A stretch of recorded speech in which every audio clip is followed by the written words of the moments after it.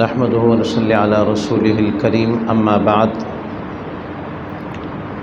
اعوذ بالله من الشيطان الرجيم بسم الله الرحمن الرحيم انما المؤمنون الذين اذا ذكر الله وجلت قلوبهم واذا تليت عليهم آياته زادتهم ایمانا وعلى ربهم يتوكلون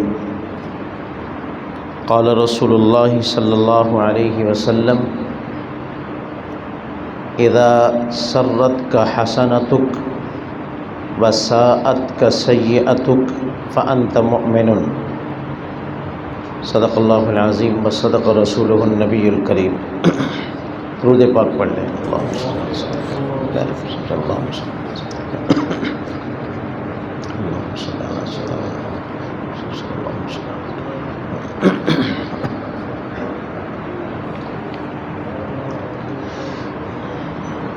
گزشتہ ماہانہ مجلس میں آپ کی خدمت میں منافقت کی علامات، منافق کی نشانیاں آپ کے گوش گزار کی تھی۔ غرض یہ تھی کہ کم از کم اتنا ہو کہ وہ علامات ہم لوگوں کے اندر نہ پائی جائیں۔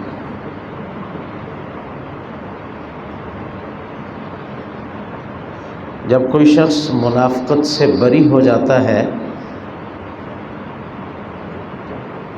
تو ایمان کی بنیاد اسے حاصل ہو جاتی ہے۔ کوئی شخص، کسی شخص میں سے منافق کی نشانیاں نکل جائیں، یہ اس بات کی علامت ہے، نشانی ہے کہ اس کے دل میں ایمان ہے۔ تو اسی مناسبت سے آج کی اس مختصر سی مجلس میں ایمان والوں کی نشانیاں، کہ جب منافقوں کی نشانیاں اور ان کی علامات بیان ہوئی ہیں، اس بات کا تقاضا ہے کہ ہمیں اس بات کا بھی علم ہو کہ ایمان کی کیا علامات ہیں، مومن کی کیا نشانیاں ہیں۔ سورہ انفال کی یہ دوسری آیت ہے، اس میں اللہ پاک نے ایمان والوں کی نشانیاں اور ان کی علامات بیان کی ہیں۔ سورہ انفال اور سورہ توبہ اور سورہ منافقون اور سورہ نساء کا کچھ حصہ، اس میں زیادہ تر اللہ پاک منافقین کا رد فرماتے ہیں۔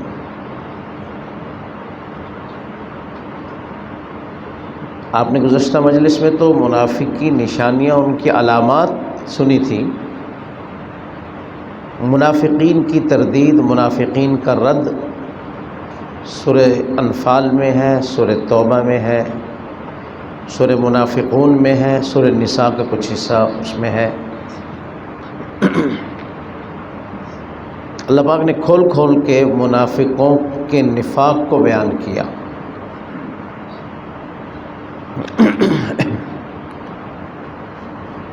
تو اسی مناسبت سے ہمیں یہ پتہ چلے، ہم شمار تو مومن ہوتے ہیں، اہل ایمان میں شمار ہوتے ہیں، کیا ہمارے اندر واقعتاً وہ علامات پائی جاتی ہیں تو ہم شکر کریں، اور اگر نہیں تو ہم اس کی فکر کریں۔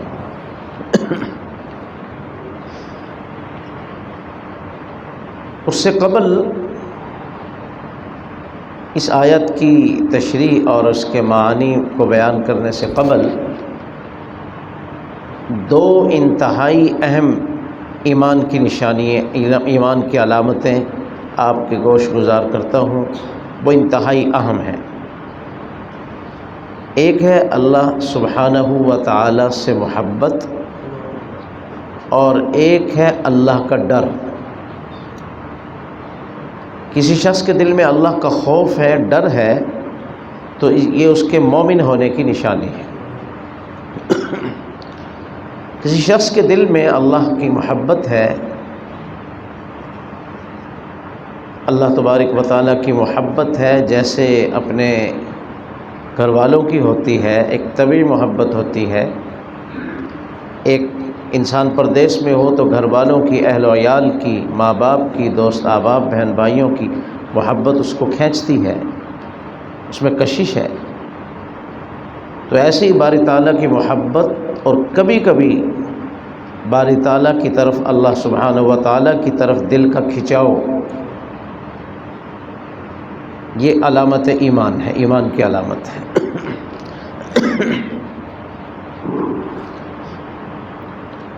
قرآن کریم کی اس آیت میں، سورہ انفال کی آیت نمبر 2 میں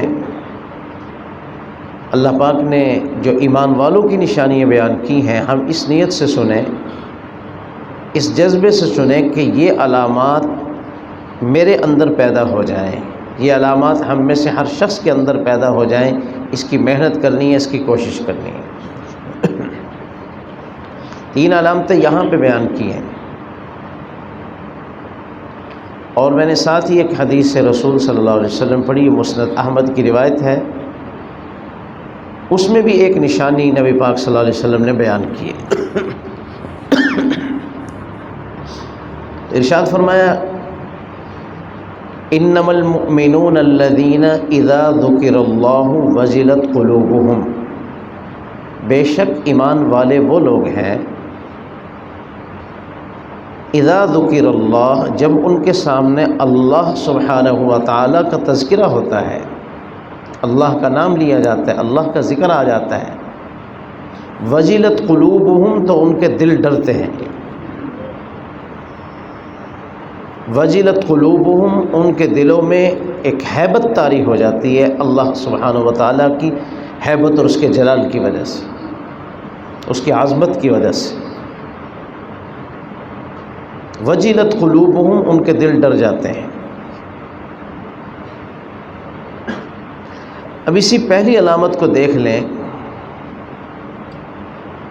تو کہیں ایسا تو نہیں ہوگا کہ ہم اس نشانی اور علامت کو سامنے رکھتے ہوئے زیرو نظر آئیں گے۔ کتنا ہوتا ہے، روزانہ کتنی دفعہ ہمارے سامنے اللہ کا نام لیا جاتا ہے، اللہ کا ذکر ہوتا ہے، اللہ کے فرامین کا ذکر ہوتا ہے۔ قرآن سارا اللہ کا ذکر ہے، قرآن تو اللہ کا کلام ہے، اس میں فوراً اللہ ہی کی طرف خیال آنا چاہیے قرآن پاک پڑھنے سے، سننے سے، یا کہیں مجلس میں، یا کہیں دل کے اندر خیال آ جائے، اللہ کی یاد آ جائے، تو فرمایا وجلت قلوبہم، ان کے دل ڈر جاتے ہیں۔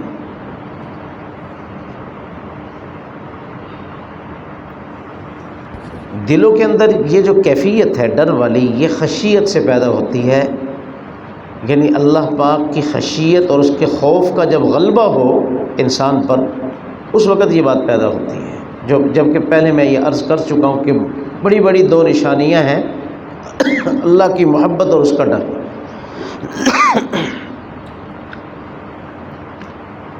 دوسرے نمبر پر ارشاد فرمایا، وَإِذَا تُلِيَتْ عَلَيْهِمْ آيَاتُ، جب ان پر اللہ سبحانہ و تعالیٰ کی آیات پڑھی جاتی ہیں، یعنی قرآن کریم کی جب تلاوت ہوتی ہے، زادتہم ایمانا، ان کا ایمان بڑھ جاتا ہے، ان کے ایمان میں اضافہ ہو جاتا ہے۔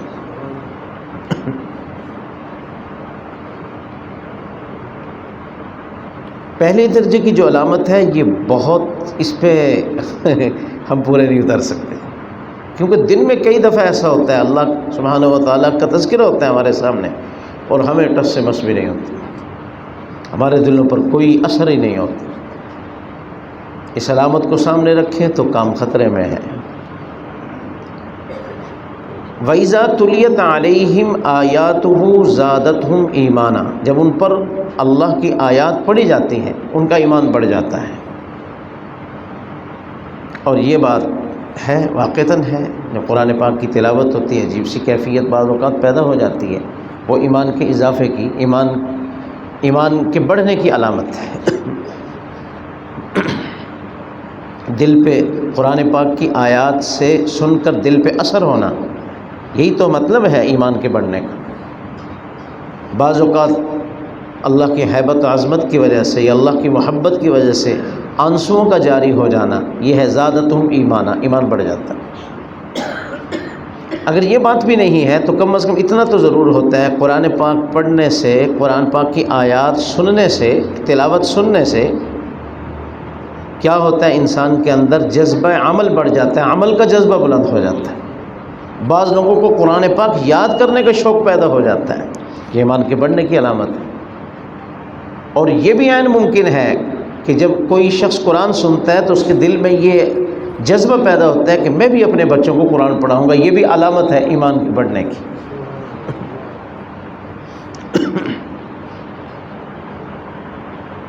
غرض ہے کہ قرآن پاک کی آیات سن کر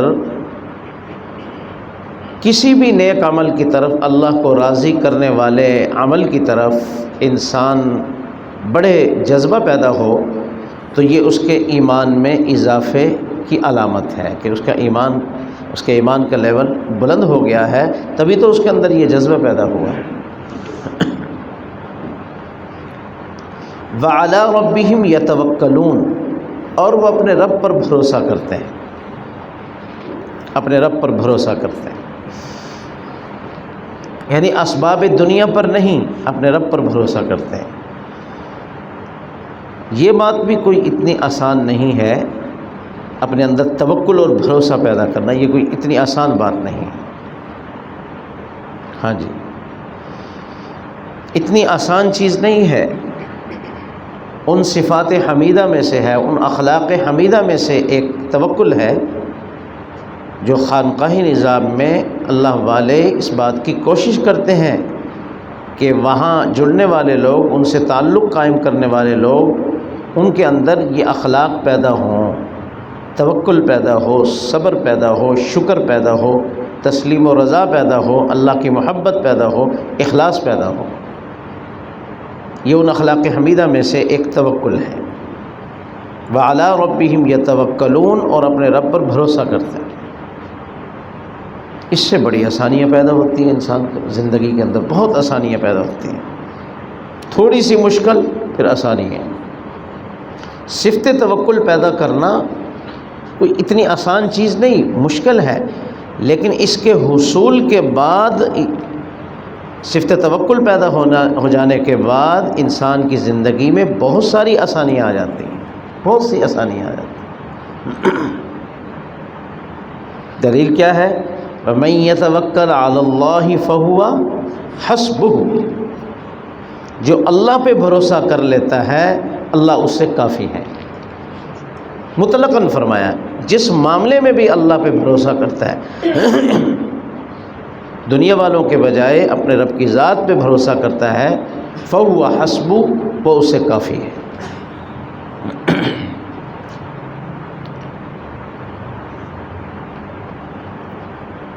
اللہ کر کے دکھاتے ہیں۔ دنیا کی زندگی میں، دنیا کے معاملات میں بہت ساری آسانیاں اس کو پیدا ہوتی ہیں، اور آخرت کی بہت بڑی مشکل سے نجات ملتی ہے توکل کی برکت سے۔ حدیث پاک میں ہے 70,000 لوگوں کا تذکرہ فرمایا کہ 70,000 لوگ بلا حساب جنت میں جائیں گے، کوئی حساب کتاب نہیں ہوگا۔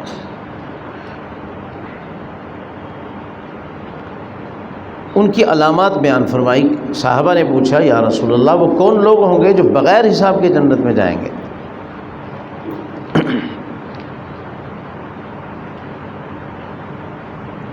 تو ایک دو باتیں مزید ارشاد فرمائی، ساتھ اس کے توکل کو بھی بیان کیا کہ وہ لوگ فالے نہیں نکالا کرتے، ستاروں کو یا کسی بھی چیز کو، پتھر وغیرہ، ستارے وغیرہ، ان کو مؤثر نہیں مانتے۔ مؤثر کس چیز کو؟ مؤثر صرف اللہ کی ذات کو سمجھتے ہیں۔ بعض لوگ ستاروں پہ یقین کر لیتے ہیں، پتھروں پہ یقین کر لیتے، فلاں پتھر ڈالو گے تو یہ حال ہو جائے گا۔ یہ ایمان کی کمزوری کی، شدید ایمان کی کمزوری کی علامت ہے۔ فرمایا کہ جو بغیر حساب کے جنت میں داخل ہوں گے وہ فالیں نہیں نکالا کرتے کہ یہ فال لے لو تو یہ اثر ہو جائے گا، یوں کر لو تو یوں ہو جائے گا، یوں کر لو تو یوں ہو جائے گا۔ ہوتا وہی کچھ ہے جو اللہ کو منظور ہے۔ فالیں نہیں نکالتے، اور چیزوں کو منحوس نہیں سمجھتے، نہ چیزوں کو وہ خیر کا سرچشمہ سمجھتے ہیں۔ خیر بھی اللہ کی طرف سے ہے، اور شر کے فیصلے بھی، بیماری دکھ بھی اللہ کی طرف سے ہوتی ہے۔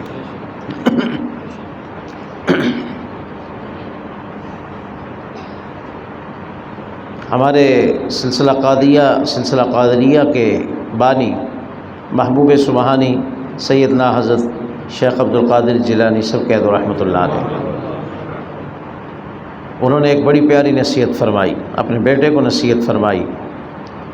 انہوں نے فرمایا کہ یاد رکھنا کہ کبھی بھی اللہ کی ذات کے بارے میں فرمایا کہ جو بھی کچھ ہو رہا ہو دنیا کے اندر، ہر چیز میں مؤثر ذات صرف اللہ تعالیٰ کی ہے۔ اگر کسی نے نقصان پہنچایا ہے وہ تو ایک سبب بنا ہے، اصل کس کی طرف سے ہے؟ اللہ کی طرف سے ہے۔ ہر چیز کے اندر مؤثر حقیقی اللہ کی ذات ہے، بس یہ بات ذہن میں بٹھا لیں۔ جب بندے کے انسان کو یہ چیز حاصل ہو جائے، یقین حاصل ہو جائے، پھر تکلیفیں پریشانی ختم ہو جاتی ہیں۔ پھر یہ نہیں ہوتا کہ فلاں کا قصور ہے، فلاں یہ ہوا، سب کچھ اللہ کی طرف سے سمجھتے ہیں، اللہ کی طرف سے، اور جو اللہ کرتے ہیں وہ بہتر کرتے ہیں۔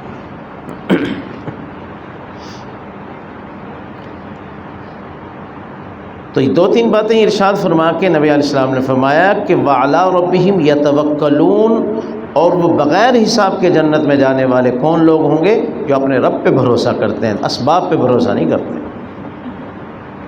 تو اللہ پر توکل کرنا یہ ایمان کا بہت اونچا درجہ ہے، یاد رکھنا۔ ہاں جی، ہر چیز کی نفی، کہ کسی چیز میں کچھ نہیں ہے سوائے ہاں اس چیز میں اللہ اثر ڈالیں گے تو وہ چیز ہمارے لیے نفع مند ثابت ہوگی، وگرنہ ذاتی حیثیت سے وہ چیز کچھ بھی نہیں ہے۔ مؤثر حقیقی اللہ کی ذات۔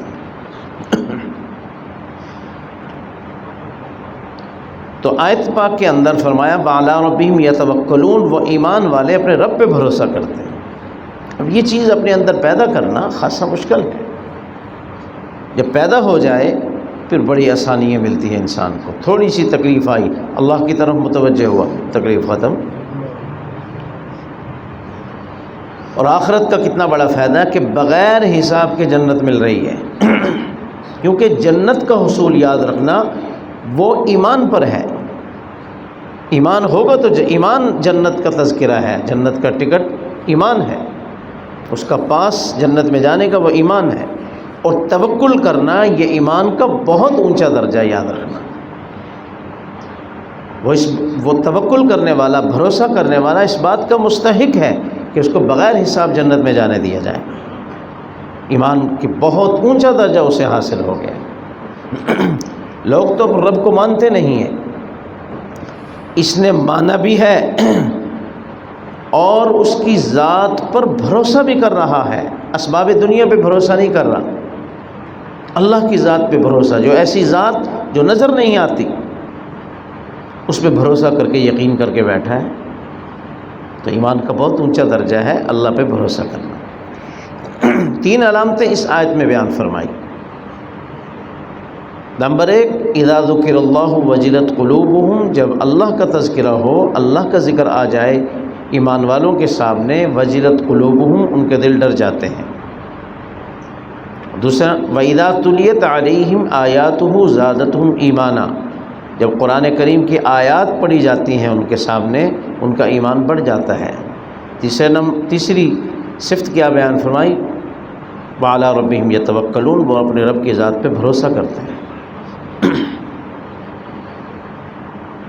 اور بھی قرآن پاک میں بہت ساری علامات ہیں، لیکن یہاں پر یہ علامات بیان کی ہیں۔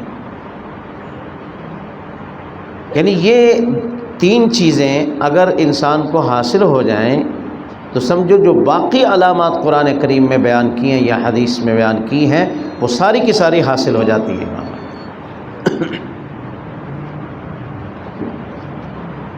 مسند احمد کی روایت ہے، نبی پاک صلی اللہ علیہ وسلم نے ارشاد فرمایا ایک صحابی کو مخاطب کر کے کہ اذا سرت کا حسنتک وساءت کا سیئتک فانت مؤمن،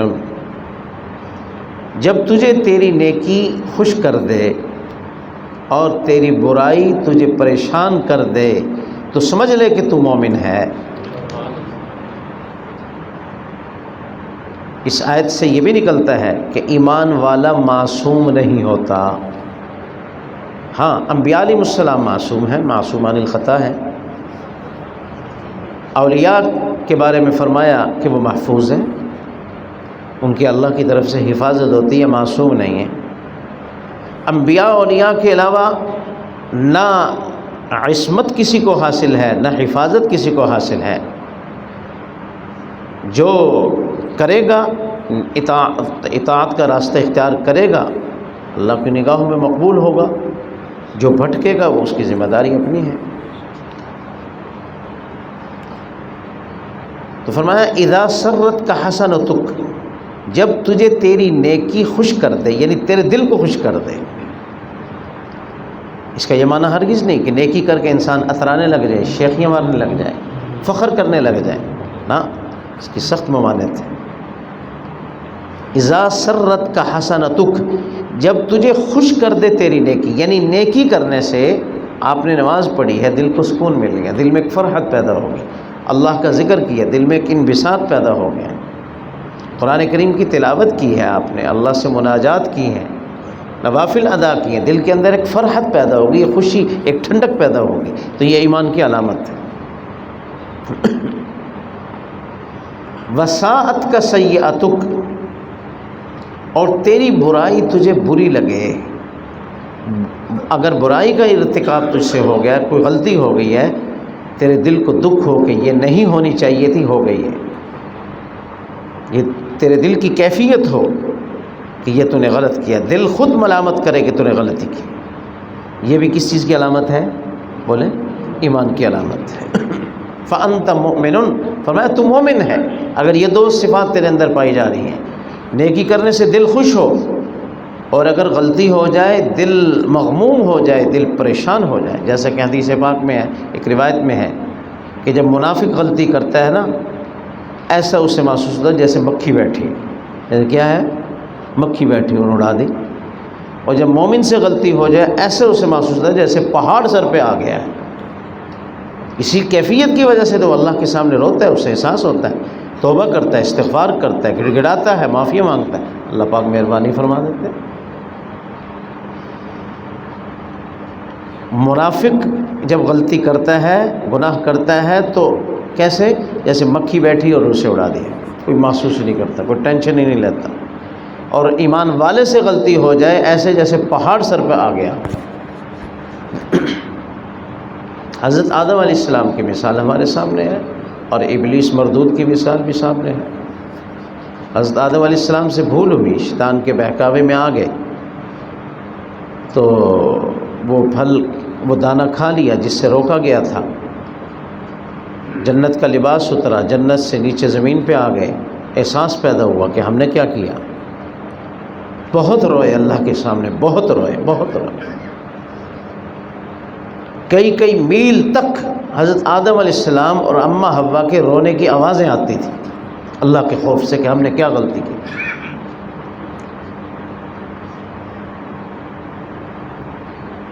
اور ابلیس نے کتنا بڑا گناہ کیا، اللہ کی نافرمانی کی، صاف انکار کر دیا سجدہ کرنے سے، آج تک وہ اڑا ہوا ہے، مصر ہے اپنے اس گناہ پر، ڈٹا ہوا ہے، کوئی اسے احساس نہیں، کوئی شرمندگی نہیں،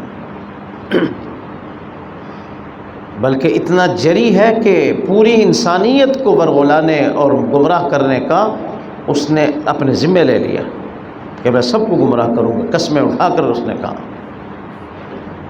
وہی بات آ گئی نا کہ جب کافر منافق سے غلطی ہو جیسے مکھی بیٹھی ہے، مومن سے ہو جائے تو ایسے جیسے پہاڑ سر پہ آ گیا ہے۔ تو ارشاد فرمایا کہ اذا سرت کا حسنتک، جب تجھے تیری نیکی اندر سے تجھے خوش کر دے، ظاہراً اس کی علامات، اور ظاہراً نہیں کہ شیخی مارنے لگ جائے بیٹھ کر دوستوں میں، آج میں نے یہ نیکی کی ہے، یہ نیکی کی ہے، ایسے کیا میں نے، ایسے کیا، یہ نہیں ہے، اس کی تو نفی ہے۔ دل سے خوش کر دے، دل میں انبساط پیدا ہو جائے، دل میں ایک ٹھنڈک اور راحت پیدا ہو جائے نیکی کرنے سے، اور ہوتی ہے۔ وساعت کا سیئاتک، اور تیری برائی تجھے بری لگے، اگر تجھ سے غلطی ہو جائے، تجھ سے خطا ہو جائے تو تجھے احساس پیدا ہو کہ میں نے بہت غلط کیا ہے، مجھے ایسا نہیں کرنا چاہیے تھا۔ اس لیے تو فرمایا، شاید اسی کی تشریح میں ہے یہ آیت، بل الانسان علی نفسہ بصیرہ ولو القی معاذیرہ، انسان اپنے آپ کو دیکھ رہا ہے کہ میں کیا ہوں، اگرچہ عذر پیش کرے، زبان سے عذر پیش کرے دوسروں کے سامنے ممتاز ہونے کے لیے، نیک شمار ہونے کے لیے دوسروں کے سامنے عذر کرے، لیکن بل الانسان علی نفسہ بصیرہ، اپنے آپ کو وہ دیکھ رہا ہے، خوب جانتا ہے اپنے آپ کو۔ تو یہ ایمان کی علامت ہے، یہ ایمان کی علامت ہے کہ نیکی کرنے سے دل میں انبساط اور فرحت اور ٹھنڈک اور خوشی پیدا ہو، غلطی ہو جانے سے انسان کو تکلیف ہو، ٹھیس پہنچے، اور پھر اس کی وجہ سے انسان کے اندر احساس ہو، ندامت پیدا ہو، پھر اس کی برکت سے انسان توبہ کر، استغفار کرے، اللہ کو منائے، اللہ کو راضی کرے۔ اور اگر غلطی کرنے سے اسے احساس ہی نہیں ہے کہ میں نے غلطی کی ہے، کبھی بھی اسے توبہ کی توفیق نہیں ہوگی۔ ابلیس کو آج تک توبہ کی توفیق نہیں، کیونکہ اس کو اپنے گناہگار ہونے کا احساس ہی نہیں۔ جب جنت سے اسے نکالا گیا اور اللہ پاک نے اس سے پوچھا کہ تو نے کیوں سجدہ سے انکار کیا، میں نے تجھے پیدا کیا ہے، میں نے تجھے حکم کیا ہے، تو نے انکار کر دیا ہے، تو اپنی غلطی کی وہ تعویلیں کرنے لگا، اپنی غلطی کی تعویلیں کرنے لگا، اور اس غلطی کا احساس تو کیا پیدا ہوتا، آئندہ کے لیے اس نے عزم کا اظہار کیا، کیونکہ آدم کی وجہ سے ایسا ہوا، غلطی اپنی ہے، قصوروار آدم کو ٹھہرایا، اس کی وجہ سے ایسا ہوا، تو میں اس کو، حضرت آدم علیہ السلام پر تو اس کا داؤ نہیں چل سکا، وہ تو اللہ کے سرخرو بندے بن گئے، اللہ کے سامنے جب روئے گڑ گڑائے سارے معاملات ٹھیک ہو گئے۔ تو اس کی اولاد ابن آدم سے میں قیامت تک بدلے لوں گا، اس کی اولاد کو میں گمراہ کروں گا، اتنا اس سے غصہ آ جائے، بجائے اس کے کہ وہ اسے ندامت پیدا ہوتی، احساس پیدا ہوتا کہ میں نے کیا غلطی کی ہے، اور معافی مانگتا تو معافی مل جاتی۔ تو اپنی غلطی پہ اصرار، مصر ہو جانا، یہ تو شیطان کی عادت ہے، ابلیس کی عادت ہے، اور اپنی غلطی کو فوراً مان لینا۔ انسان غلطی کا تعلق زیادہ تر تو خطا و گناہ کا تعلق اللہ کی ذات سے ہوتا ہے نا، انسان اللہ کا قصوروار ہے، اللہ سے معافی مانگنی ہوتی ہے، اللہ کے سامنے اعتراف کرنا ہوتا ہے، یہ تو نہیں ہر لوگوں کے سامنے اعتراف کرتا پھر۔ ہاں اگر حقوق العباد سے متعلق حق تلفی ہوئی ہے، پھر لوگوں سے بھی معافی مانگنی ہے اس کو۔ اگر وہ حق اللہ کا ہے، اس کے بارے میں وہ خطا کا مرتکب ہوا ہے، پھر براہ راست صرف اللہ سے معافی مانگے۔ ہاں اگر تعلق اس خطا کا تعلق مخلوق سے ہے، پھر مخلوق سے معافی مانگے، اللہ سے بھی مانگے، مخلوق سے بھی مانگے۔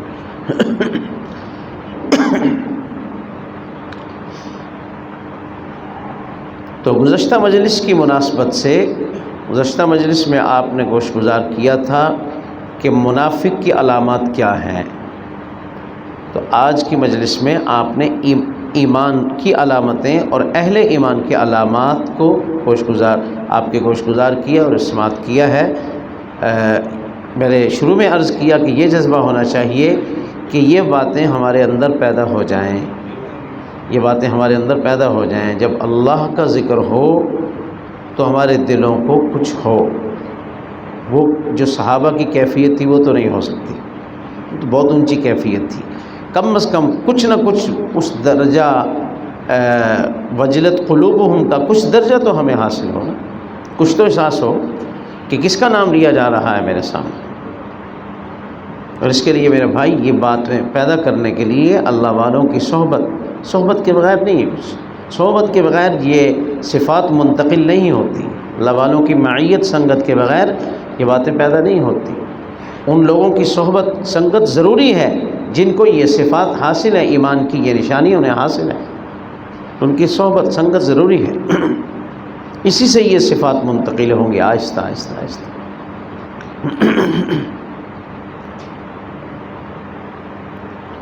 اور مومن ہونا، کامل ایمان ہونا، یہ بہت بڑی خوبی اور کمال کی بات ہے، بہت بڑی خوبی۔ ہمارا کمال اسی میں ہے،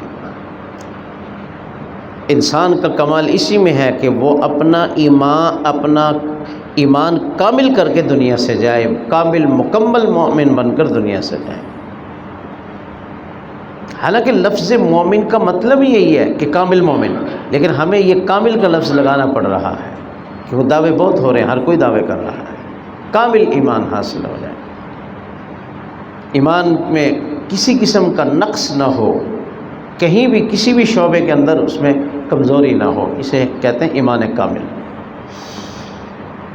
بس اللہ سے دعا ہی کر سکتے ہیں کہ اللہ پاک اپنے فضل اور اپنی رحمت سے جو اس کے اسباب ہیں، ان صفات کے جو حاصل ہونے کے اسباب وہ بھی ہمیں اپنانے کی توفیق دے، اور اپنی رحمت سے، اپنے فضل سے ہمیں یہ عطا کر دیں، کیونکہ ایمان جو اس نے عطا کیا ہے محض اس کا وہب ہے، محض اس کی عطا ہے، انسان کا کوئی کمال نہیں ہے۔ ہمیں جو اللہ پاک نے مسلمان کے گھر میں پیدا کر کے ایمان کی دولت سے نوازا ہے، اس کے لیے ہم نے کوئی محنت نہیں کی، کوئی جد و جہد نہیں کی، کوئی قربانی نہیں دی ہے، محض اللہ کی عطا ہے، واہب ہے۔ اگر کسی ہندو، سکھ، عیسائی، یہودی، غیر مسلم کے گھر میں پیدا کر دیتے، اسی ماحول میں ہم بڑے ہوتے، اسی ماحول میں ہم زندگی گزارتے، اسی ماحول میں ہماری موت واقع ہوتی، تو کیا اللہ سے ہم جھگڑ سکتے؟ کیا آپ نے ہمیں ادھر کیوں پیدا کیا تھا؟ کتنا بڑا اللہ کا کرم ہے، کتنی بڑی اللہ کی مہربانی ہے، ہمیں اللہ پاک نے مسلمان گھرانے میں پیدا کر کے نہ کوئی قربانی ہم سے مانگی ہے، نہ کوئی ہم نے قربانی دی ہے، نہ کوشش کی ہے، نہ جدوجہد کی ہے، ہمیں جو ہے باقی گود میں ایمان حاصل ہو گیا، الحمدللہ۔ اسی پر میں کہتا ہوں اگر شکر کرنے لگ جائیں، نعمت ایمان پر شکر کرنے لگ جائیں، تو انشاءاللہ جیسے اس نے اپنے فضل سے ہمیں ایمان کا وجود عطا کیا، کمال ایمان بھی ہمیں عطا کر دیں گے انشاءاللہ۔ اگر اسی پر ہم اللہ کی شکر گزاری اس نعمت کی شروع کر دیں، یہ بہت بڑی نعمت ہے، بہت بڑے کمال کی بات ہے جو اللہ پاک نے ہمیں عطا کیا کہ ہم ایمان سے بیٹھیں۔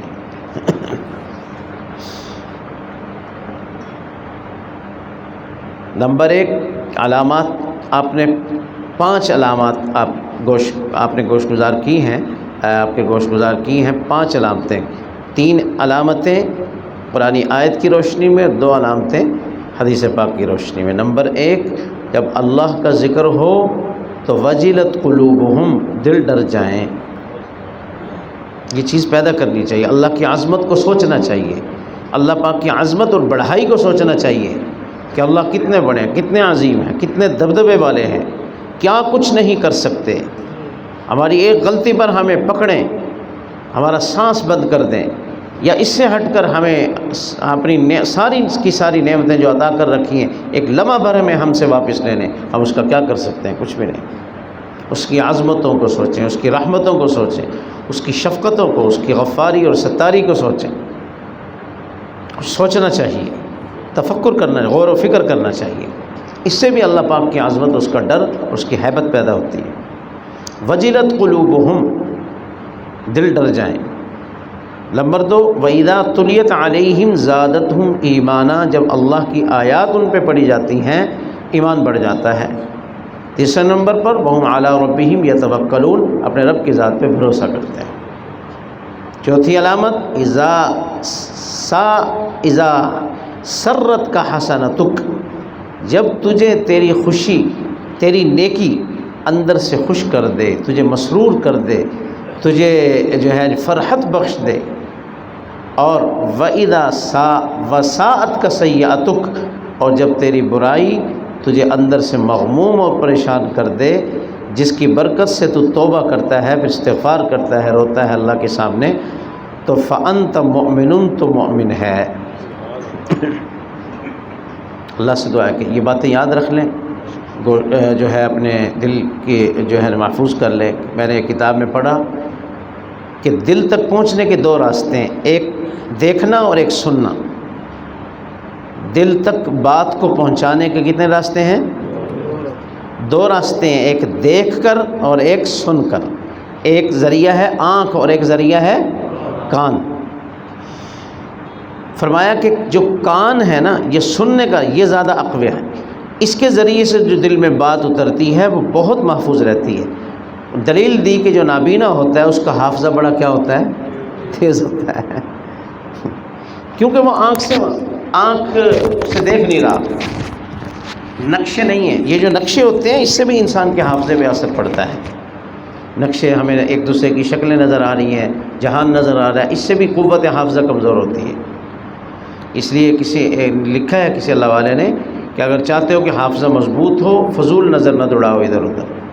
جو فضول نظر ہم ادھر ادھر دوڑاتے ہیں اس سے بھی حافظے پہ اثر پڑتا ہے۔ وہ نقشے بیٹھے ہوتے ہیں، وہ جو نقشے بیٹھے ہوں گے وہ نکلیں گے تو کوئی چیز یاد ہوگی، محفوظ ہوگی۔ تو فرمایا دل تک پہنچانے کے دو راستے ہیں، ایک آنکھ کے ذریعے یعنی دیکھ کر، دوسرا کان کے ذریعے۔ تو آپ نے یہاں بیٹھ کر ان باتوں کو اپنے کانوں سے سماعت کیا ہے، حق ہے کہ ان باتوں کو دل میں محفوظ کر لیں، دل میں محفوظ کر لیں اور عمل کرنے کی ہم کوشش کریں۔ انشاءاللہ العزیز موت سے پہلے اگر ہم کسی نہ کسی درجے میں ہم اس میں کامیاب ہو گئے، اتنا ایمان ہمیں حاصل ہو جائے گا، ایمانی کیفیات ہمیں حاصل ہو جائیں گی اور آخرت کی منزلیں بہت آسان ہو جائیں گی، بہت آسان ہو جائیں گی۔ آخرت زیادہ مشکل ہے دنیا کی نسبت۔ کوئی یہاں جو آج بیٹھے ہیں، کوئی 50 سے اوپر ہیں، کوئی 50 سے نیچے ہیں، میں بڑوں کی بات کر رہا ہوں، چھوٹے بھی بیٹھے ہیں، کچھ 60 کے قریب ہے، کچھ 60 سے اوپر ہے، کچھ 70 کے قریب ہیں، ٹھیک ہے۔ 60 سے اوپر نیچے تو اکثر لوگ بیٹھے ہیں۔ اب باقی کتنا رہ گیا ہے؟ باقی کتنا رہ گیا وقت؟ کوئی پتہ نہیں ہے، کتنے منٹ، کتنے سیکنڈ باقی، کتنے لمحات زندگی کے باقی ہیں، اللہ کے علم میں۔ اور یہ بڑی موج کی بات ہے، اگر پہلے ہی پتہ چل جائے کہ فلاں دن مرنا ہے، فلاں سن میں فلاں دن موت آئے گی میری، تو کیا گزرے گی اس پر؟ اللہ پاک کے ہر کام میں بڑی حکمتیں پوشیدہ ہیں۔ انسان موت کا کوئی پتہ نہیں ہے، مرنے والے کو چند منٹ پہلے بھی نہیں پتہ ہوتا۔ ہاں کچھ علامات ظاہر ہو جاتی ہیں، اللہ والوں کو علم ہو جاتا ہے یا دوسرے لوگوں کو علم ہو جاتا ہے، جب فرشتوں کی پٹائی شروع ہو جاتی ہے۔ قرآن کریم میں ہے کہ وہ ایسے جو لوگ ہوتے ہیں بد اعمال کافر لوگ، تو فرشتے ان کو مارتے ہیں، پٹائی کرتے ہیں موت سے پہلے۔ وہی دیکھ رہے ہوتے ہیں جن پہ وقت گزر رہا ہوتا ہے، وہی دیکھ رہے ہوتے ہیں ان مناظر۔ نیک لوگوں کے ساتھ معاملہ دوسرا شروع ہو جاتا ہے۔ تو یہ اللہ پاک نے مغفرت رکھا۔ میں عرض کر رہا تھا کہ کچھ 60 ہے کے قریب، کچھ 60 سے اوپر، کچھ 60 سے نیچے، باقی کتنا رہ گیا ہے؟ دنیا تو گزر رہی ہے، اچھی کوئی کھا رہا ہے، کوئی ماڑی کھا رہا ہے، کوئی اچھا وقت گزار رہا ہے، کوئی کمزور گزار رہا ہے، یہ تو گزر نہیں رہا، بڑی تیزی کے ساتھ گزار رہا ہے، وقت رکا ہوا تو نہیں ہے۔ اگلا مسئلہ کیسے ہوگا اس کی ہم اگر فکر کر لیں تو ایک تو دنیا کی جو پریشانیاں ہیں، دنیا کے مسائل ہیں، ہمارے ویسے حل ہو جائیں، وہ ہمیں بہت چھوٹے محسوس ہوں اگر ہم آخرت کی فکر کو اپنے اوپر سوار کر لیں۔ دنیا کی پریشانیاں ہمیں بہت زیادہ کم اور چھوٹی نظر آنے لگیں، اور اس آخرت کی فکر کی برکت سے اللہ پاک ایسے چٹکی میں ایسے مسائل حل کرتے چلے جائیں گے دنیا کے۔ اللہ پاک کا وعدہ ہے، اللہ کی طرف سے ایک معاہدہ ہے کہ تم اس کام کی فکر کرو جس کے لیے تم آئے ہو، میں تمہاری کفالت کروں گا، دنیا کے کاموں کی میں تمہاری کفالت کروں گا۔ جیسا کہ حدیث پاک میں ہے، حدیث قدسی ہے، مشکات نے اس کو نقل کیا ہے، ابن آدم تفرغ لعبادتی، اے انسان اپنے آپ کو میری عبادت کے لیے فارغ کر، اپنے آپ کو میری یاد کے لیے، میری عبادت کے لیے فارغ کر۔ کیا ہوگا؟ میں تیرے ہاتھوں کو غنا سے بھر دوں گا، یعنی تیرے ہاتھ میں بہت پیسہ آ جائے گا، بہت دولت آ جائے گی۔ وَإِلَّا، اور اگر تو نے ایسا نہ کیا، ہاتھ چاہے تیرے پیسے سے بھرے رہیں لیکن تیرا دل جو ہے وہ محتاج ہی رہے گا، ہر وقت تجھے احتیاجی رہے گی، ہر وقت تو محتاج بنا پھرے گا، تیری حاجتیں پوری نہیں ہوگی تو بھوکا پھرتا رہے گا، لوگوں سے شکوے کرتا رہے گا۔ اور اگر تو نے دنیا کو مقصد بنایا، اور اگر میری یاد کے لیے تو فارغ ہو گیا، تیرے سارے مسائل بھی حل ہوں گے اور تیرے ہاتھوں کو جو ہے وہ غنا سے، مالداری سے بھر دوں۔ اللہ سے دعا ہے کہ اللہ عمل کی توفیق دے۔ خود پاک پڑھیں۔ اللہم صل علی سیدنا